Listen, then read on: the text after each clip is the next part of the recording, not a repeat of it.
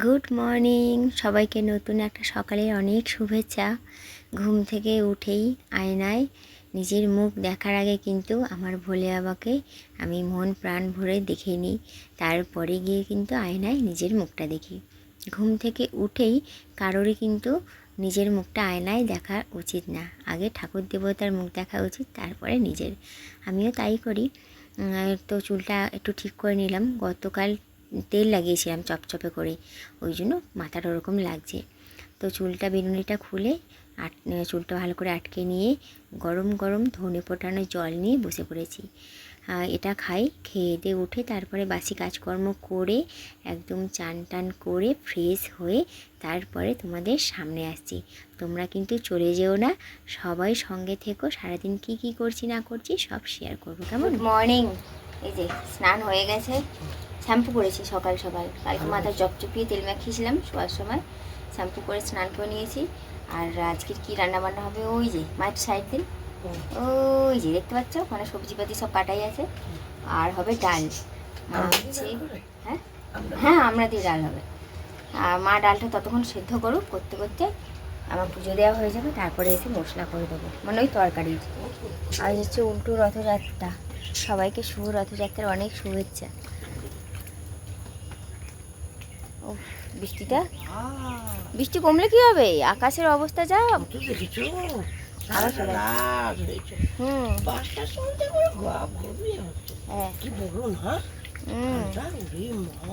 খালটা দেখো না, দেখে মনে হচ্ছে ওটা খাল, ওটা মনে হচ্ছে না নদী, দেখে মনে হচ্ছে যেন নদী। জলটাও তাই ওরকমই লাগছে, এত বৃষ্টির জল, এগুলো খালের জল না, এটা হচ্ছে বৃষ্টির জল, ওই জন্য ওরকম লাগছে, দেখে মনে হচ্ছে না নদী, কি চওড়া লাগছে। ইকো পার্ক ছিল বলে তাই। এই যে আমার নতুন ফুলে সাজিয়ে নিয়ে চলে এসেছি ফুল তুলতে। কি ভালো লাগে না, বৃষ্টির জলে ভিজে থাকে ফুলগুলো।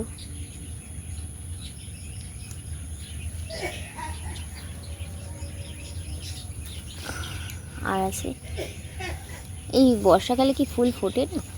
হ্যাঁ, ফুলই নাই দেখো গাছে, মাত্র দুটো অপরাজিতা পেলাম। আর জবা গাছটা দেখো পুরো নিঃস্ব, পুরো জবা গাছ নিঃস্ব হয়ে পড়ে আছে, ওই একটা আধা আছে, খুঁজে খাজে পা করতে হবে। বাহ, আজকে এই যে ধুতরা ফুল ফুটেছে, কত পিঁপড়ে। ফুলগুলো তো এরকম সময় বুঝে যায়, যেহেতু বৃষ্টি পড়ছে একদম তরতাজা হয়ে আছে, এত সুন্দর দেখতে লাগছে।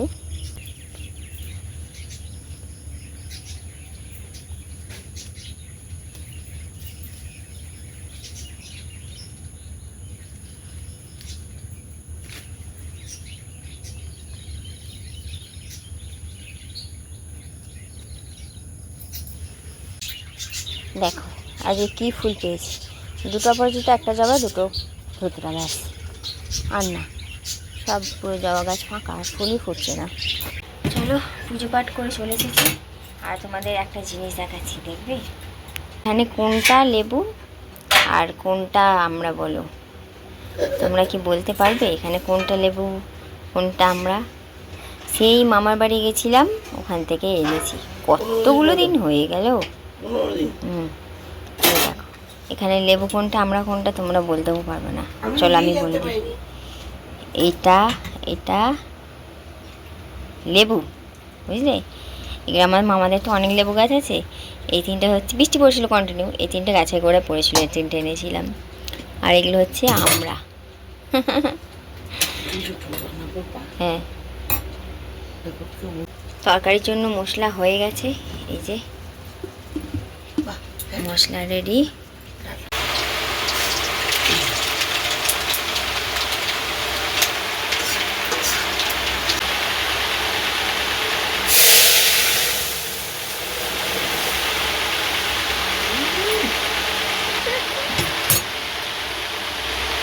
ঘড়ির কাঁটা 10টার ঘরে, আর যেন হাত পা নিটপিট করে কাঁপছে। আসলে আমি না, বুক ধরপড় করছে, হাত পা কাঁপছে, আসলে আমি না টেনশান চিন্তা ভাবনা নিতে পারি না, তো বুকের মধ্যে অনেকে শিল নোড়া চাপিয়ে রেখে দিয়েছে, বুকের উপরটা ভার ভার লাগছে। মানে সকালবেলা একটা ভিডিও দেখলাম, দিন দিন ডক্টর পল্লব বোসকে দেখানোটা ভীষণ টাফ হয়ে যাচ্ছে।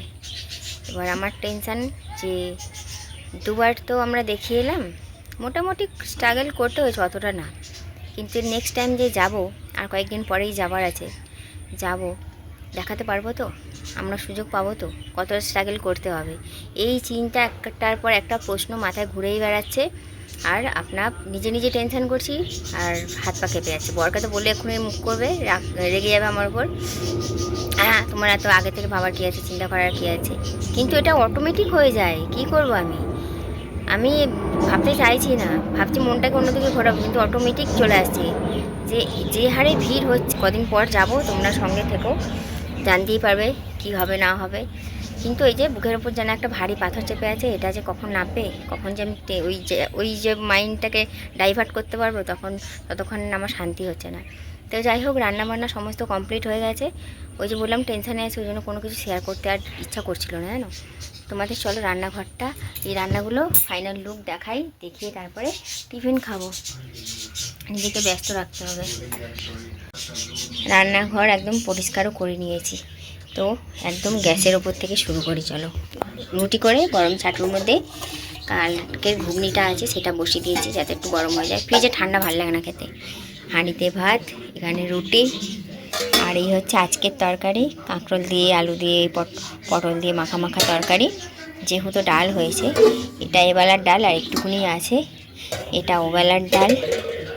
আর এখানে আছে কালকের শুক্তো, আর এখানে আছে এক পিস মাছ, যেটা আমার বরের ভাগের, কালকে খাইনিও। আর এই হচ্ছে রুটি দিয়ে খাওয়ার জন্য বোঁদে। বরের থালা সাজিয়ে নিয়েছি, ঠিক আছে। বর খাচ্ছে ওই যে ওখানে কাঠে রেখে, আর আমি আর মা এই যে নিয়ে নিয়েছি রুটি তরকারি আর বোঁদে। চলো খাওয়া দাওয়া করে নিই। বাইরের দিকে তাকালে না কান্না পেয়ে যাচ্ছে। কতদিন যে সূর্যের মুখ দেখিনি, কতদিন যে কোথাও যাইনি, সত্যি কান্না পাচ্ছে, একদম ভালো লাগছে না। এমন অন্ধকার করে আছে, মনে যেন সন্ধ্যে 6:30 বাজতে যায়। ফোন করো পৌঁছে একটা, নাহলে SMS। বাইকে চাবি নিয়েছিলে তো? দুগা দুগা, যেতেই রাস্তা দিয়ে দম বেরিয়ে যাবে, রাস্তার যা দশা।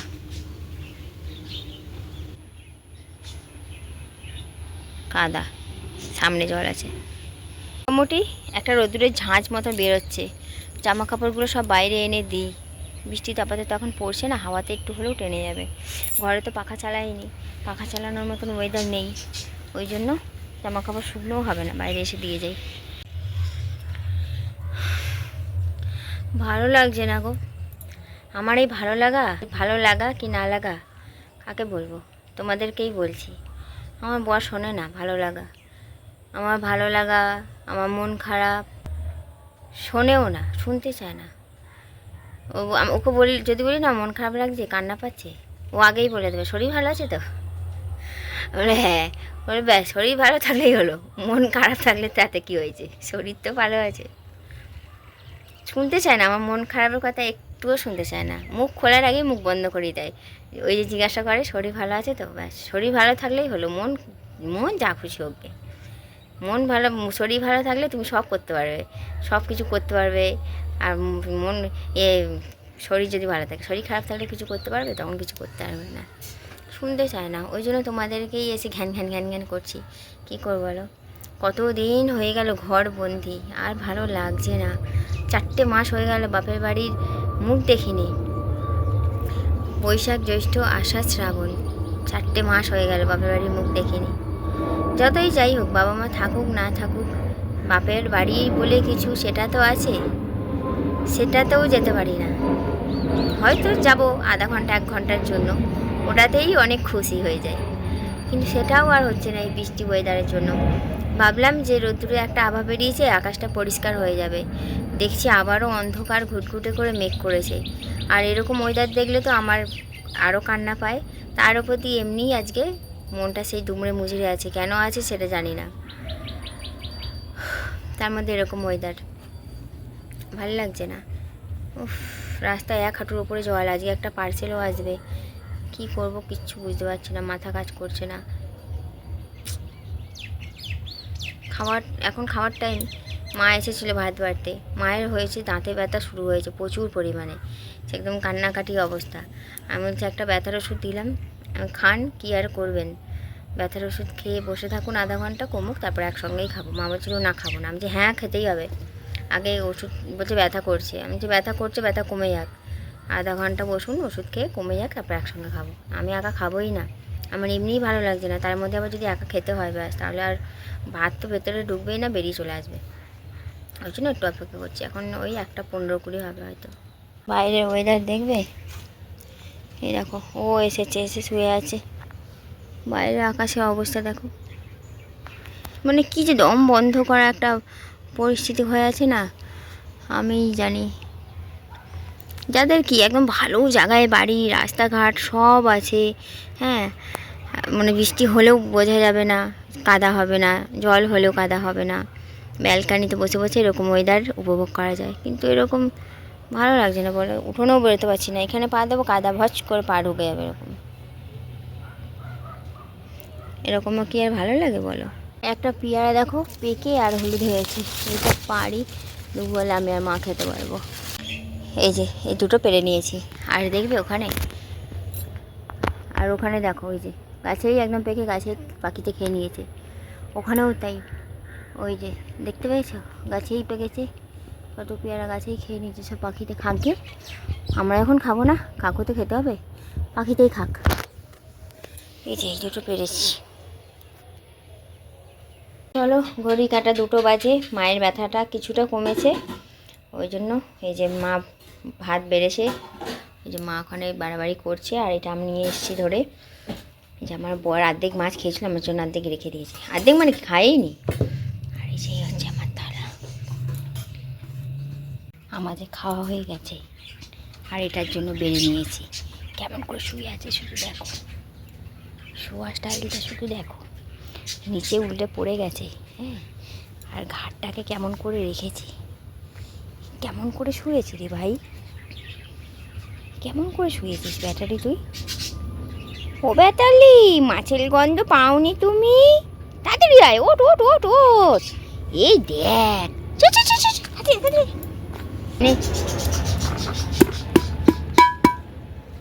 খেয়ে নে, ঝপা ঝপ খা, উলি বাবা বাবা, এটা কিসের গন্ধ পেয়েছে গো, এটা ব্যাটালি কিসের গন্ধ পেয়েছে, খাও খাও, খাও আস্তে আস্তে আস্তে আস্তে। ভাত খেয়ে উঠেই একদম পেয়ারাটা চাট করে মেখে নিয়েছি, 2 পেয়ারা পেরেছিলাম দেখেছিলে, একটা কেটেছি আর একটা ফেলে দিয়েছি, পুরো পোকা গিলগিল করছিল, যেহেতু বর্ষাকালে পেয়ারা তো পোকা হয়েই যায়, যেটা শক্ত সেটা ওই বাদ দিয়ে কেটেছি। মা তো খেতে পারবেই না, মায়ের দাঁতে ব্যথা একটু কমেছে, কিন্তু পেয়ারা খেতে গিয়ে যদি আবারও ব্যথা হয়ে যায়, ওই জন্য মা বললো খাবো না, আমি না থাক খেতে হবে না, ব্যথা আরম্ভ হয়ে গেলে তখন ব্যাস দুপুরে একটু শুতেও পারবেন না, ওই জন্য ওই যে আমি খাই আর টিভি দেখি, সময় কী করে কাটাবো নিজেই বুঝে উঠতে পারছি না, ভালো লাগছে না, একদম ভালো লাগছে না। আর তোমাদের সঙ্গেই বা কী শেয়ার করব না করব, কোথাও যাচ্ছি না কিছু না, একই সংসারে কাজকর্ম শেয়ার করছি, আমারও ভালো লাগছে না, তোমাদেরও হয়তো দেখতে ভালো লাগবে না, কি করবো বলো, ভালোটা দেখলে খারাপটা একটু নাই সহ্য করো, খারাপ বলবো না, এটা খারাপ না, মানে বোরিং, তোমাদের বোরিং লাগছে জানি। গুড ইভিনিং, আজ হচ্ছে পরের দিন, বুঝলে, সেই দিন তো আর ভিডিওটা কন্টিনিউ করতে পারিনি, মন মেজাজ একদম ভালো লাগছিল না। আজ হচ্ছে